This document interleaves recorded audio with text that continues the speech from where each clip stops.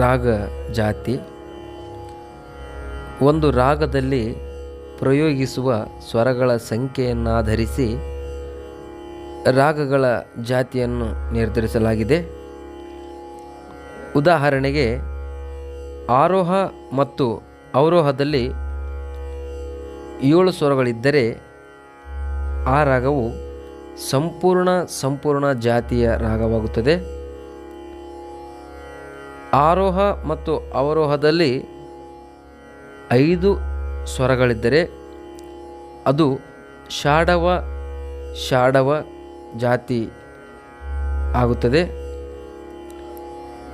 ಆರೋಹದಲ್ಲಿ ಮತ್ತು ಅವರೋಹದಲ್ಲಿ 5 ಸ್ವರಗಳಿದ್ದರೆ ಅದು ಔಡವ ಜಾತಿಯಾಗುತ್ತದೆ.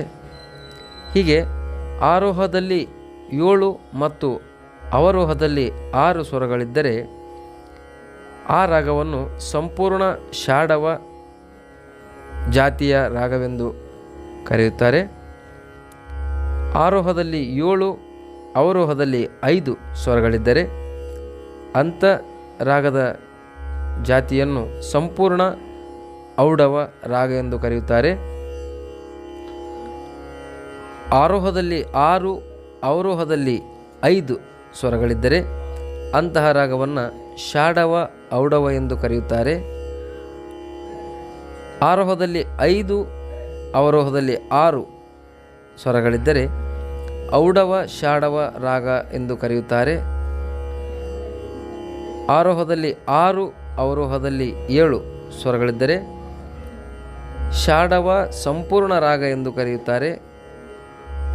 ಆರೋಹದಲ್ಲಿ 5, ಅವರೋಹದಲ್ಲಿ 7 ಇದ್ದರೆ ಅಂತಹ ರಾಗವನ್ನು ಷಾಡವ ಸಂಪೂರ್ಣ ಜಾತಿಯ ರಾಗ ಎಂದು ಕರೆಯುತ್ತಾರೆ.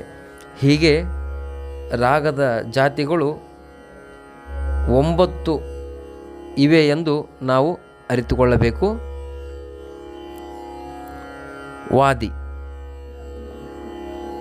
ವಾದಿ ಸ್ವರದ ಬಗ್ಗೆ ಹೇಳುವುದಾದರೆ, ರಾಗದ ಪ್ರಮುಖ ಅಥವಾ ಜೀವಸ್ವರಕ್ಕೆ ವಾದಿ ಸ್ವರವೆಂದು ಹೆಸರು. ಈ ಸ್ವರದ ಉಚಿತ ಬಳಕೆಯಿಂದ ರಾಗದ ಛಾಯೆ ಹೊಮ್ಮುತ್ತದೆ.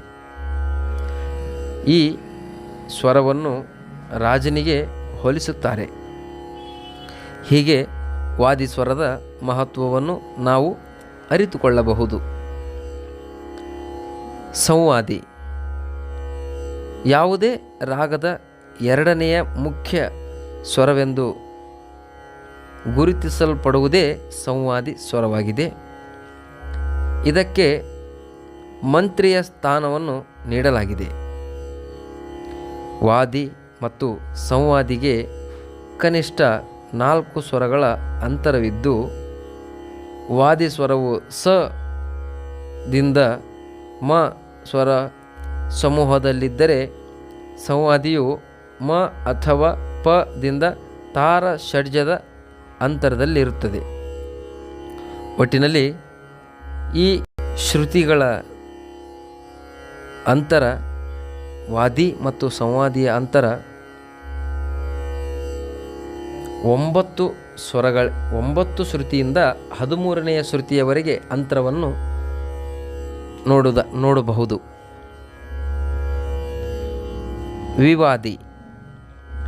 ವಿವಾದಿ ಸ್ವರವೆಂದರೆ ಪ್ರತಿವಾದಿಸು. ವಿವಾದಿ ಸ್ವರವೆಂದರೆ ಪ್ರತಿವಾದಿಸು, ಘರ್ಷಣೆ ಎನ್ನುವ ಅರ್ಥ ಬರುತ್ತದೆ. ಒಂದು ರಾಗದಲ್ಲಿ ಉಪಯೋಗಿಸಲಾರದ ಮತ್ತು ಪ್ರಯೋಗಿಸಬಾರದ ಸ್ವರಕ್ಕೆ ವಿವಾದಿ ಸ್ವರ ಎನ್ನುತ್ತಾರೆ. ಈಗ ಉದಾಹರಣೆಗೆ ನಾವು ಭೂಪರಾಗವನ್ನು ತೆಗೆದುಕೊಂಡಾಗ ಮ ಸ್ವರವನ್ನು ನಾವು ಹಚ್ಚಿದರೆ ಅಥವಾ ಹಾಡಿದರೆ ಅದು ವಿವಾದಿ ಸ್ವರವಾಗುತ್ತದೆ. ಅದಕ್ಕೋಸ್ಕರ ಆ ಸ್ವರವನ್ನು ಹಾಡಕೂಡದು, ಅದು ವಿವಾದಿ ಸ್ವರವಾಗುತ್ತದೆ. ವಿಕೃತ ಸ್ವರ, ಇದರ ಬಗ್ಗೆ ಹೇಳುವುದಾದರೆ, ಅತಿ ಸೂಕ್ಷ್ಮವಾಗಿ ನೈಪುಣ್ಯದಿಂದ ಬಳಸುವ ನೇರವಾಗಿ ಬಳಸದ ಸ್ವರಕ್ಕೆ ವಿಕೃತ ಸ್ವರ ಎನ್ನುತ್ತಾರೆ. ಉದಾಹರಣೆಗೆ ಭಾಗ್ಯಶ್ರೀ ರಾಗದಲ್ಲಿ ಪಂಚಮ, ಇದನ್ನು ಕೆಲವೊಮ್ಮೆ ವಕ್ರಸ್ವರವೆಂದು ಕರೆಯುತ್ತಾರೆ. ಇನ್ನು ಕೆಲವು ಶಾಸ್ತ್ರಕಾರರು ಸ ಮತ್ತು ಪ ಹೊರತುಪಡಿಸಿ ರಿಗಮಧನಿಗೆ ಆಯಾ ರಾಗ ಸಂದರ್ಭಕ್ಕೆ ಹೊಂದುವಂತೆ ವಿಕೃತ ಸ್ವರವೆನ್ನುತ್ತಾರೆ. ಅನುವಾದಿ ವಾದಿ ಸಂವಾದಿಯನ್ನು ಹೊರತುಪಡಿಸಿ ರಾಗದಲ್ಲಿರುವ ಉಳಿದ ಅನ್ಯ ಸ್ವರಗಳೆಲ್ಲ ಅನುವಾದಿ ಸ್ವರಗಳು. ಇವು ವಾದಿ ಸಂವಾದಿಗಳ ಬಳಕೆಗೆ ಪೂರಕವಾಗುತ್ತವೆ. ಉದಾಹರಣೆಗೆ ನಾವು ಭೂಪರಾಗವನ್ನು ತೆಗೆದುಕೊಂಡಾಗ ಗ ವಾದಿಯಾದರೆ ಧ ಸಂವಾದಿಯಾಗಿರುತ್ತದೆ. ಉಳಿದ ಸಾ ರೇ ಪ ಇವು ಅನುವಾದಿ ಸ್ವರಗಳಾಗಿ ಕಂಡುಬರುತ್ತವೆ. ವರ್ಜ್ಯ ಸ್ವರ ಯಾವುದೇ ರಾಗದಲ್ಲಿ ಸಪ್ತ ಸ್ವರಗಳಲ್ಲಿ ಆರೋಹ ಮತ್ತು ಅವರೋಹದಲ್ಲಿ ಪ್ರಯೋಗಿಸದೇ ಇರುವ ಸ್ವರಗಳಿಗೆ ವರ್ಜ್ಯ ಸ್ವರಗಳು ಎನ್ನುತ್ತಾರೆ. ಉದಾಹರಣೆಗೆ ನಾವು ಬೃಂದಾವನ ಸಾರಂಗಿ ರಾಗವನ್ನು ತೆಗೆದುಕೊಂಡಾಗ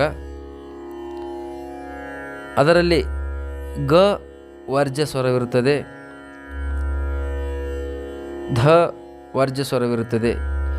ಈ ರೀತಿಯಾಗಿ ಒಂದು ರಾಗದಲ್ಲಿ ಒಂದಿಷ್ಟು ಸ್ವರಗಳನ್ನು ತೆಗೆದುಕೊಂಡು ಉಳಿದ ಸ್ವರಗಳನ್ನು ಬಿಟ್ಟಿರುತ್ತೇವೆ. ಆ ಬಿಟ್ಟಿರ್ತಕ್ಕಂಥ ಸ್ವರಗಳೇ ವರ್ಜ್ಯ ಸ್ವರಗಳು ಎಂದು ಕರೆಯುತ್ತಾರೆ. ಮುಖ್ಯಾಂಗ ರಾಗದ ಛಾಯೆಯನ್ನು ಕೂಡಲೇ ಬಿಂಬಿಸುವ ಸ್ವರ ಸಮೂಹಕ್ಕೆ ಮುಖ್ಯಾಂಗ ಅಥವಾ ಪಕಡ್ ಎನ್ನುವರು. ಉದಾಹರಣೆಗೆ ಭೈರವ ರಾಗದಲ್ಲಿ ಸಗಮ ಧಪ ಧಮ ಪಗ ಗರೇಸ ಎಂತಕ್ಕಂಥ ಈ ಒಂದು ಅಂಗ ನಮಗೆ ರಾಗದ ಛಾಯೆಯನ್ನು ನೀಡುತ್ತದೆ. ಈ ರಾಗದ ಛಾಯೆಯೇ ಮುಖ್ಯಾಂಗ ಅಥವಾ ಪಕಡ್ ಎನಿಸಿಕೊಳ್ಳುತ್ತದೆ. ಆಲಾಪ ಆಲಾಪ ಎಂದರೆ ವಿಸ್ತರಿಸು ಎನ್ನುವ ಅರ್ಥ ಬರುತ್ತದೆ. ಒಂದು ರಾಗದಲ್ಲಿರುವ ರಸಭಾವವನ್ನು ಆಗಾಗ ಕೆಲವು ಸ್ವರ ಸಮೂಹಗಳಿಂದ ನಿಧಾನವಾಗಿ ರಂಜಿಸುವಂತೆ ಹಾಡುತ್ತಾ ಕೆಲವೊಮ್ಮೆ ಚೀಜಿನ ಶಬ್ದಗಳನ್ನು ಉಪಯೋಗಿಸಿ ರಾಗವನ್ನು ಸಾಕಾರಗೊಳಿಸುವ ಪ್ರಯತ್ನವೇ ಆಲಾಪ. ತಾನ್ ಸ್ವರ ಮಾಲಿಕ ವೇಗವಾಗಿ ಹಾಡುವ ಸ್ವರಗಳ ಸಮೂಹಕ್ಕೆ ತಾನ್ ಸ್ವರಮಾಲಿಕ ಎನ್ನುವರು. ಸ್ವರಗಳನ್ನು ಉಚ್ಚರಿಸದೆ ಸ್ವರ ಆಕಾರದಲ್ಲಿ ಹಾಡಿದರೆ ಅದು ಕೇವಲ ತಾನ್ ಆಗುತ್ತದೆ. ಇದುವೇ ತಾನ್ ಸ್ವರಮಾಲಿಕ. ಈ ರೀತಿಯಾಗಿ ಈ 10 ಪಾರಿಭಾಷಿಕ ಶಬ್ದಗಳನ್ನು ತಿಳಿದು ಸಂಗೀತದ ವಿದ್ಯಾರ್ಥಿಗಳು ಇದರ ಉಪಯೋಗವನ್ನು ಮಾಡಿಕೊಳ್ಳಬೇಕೆಂದು ತಮ್ಮಲ್ಲಿ ಪ್ರಾರ್ಥನೆ. ಧನ್ಯವಾದಗಳು.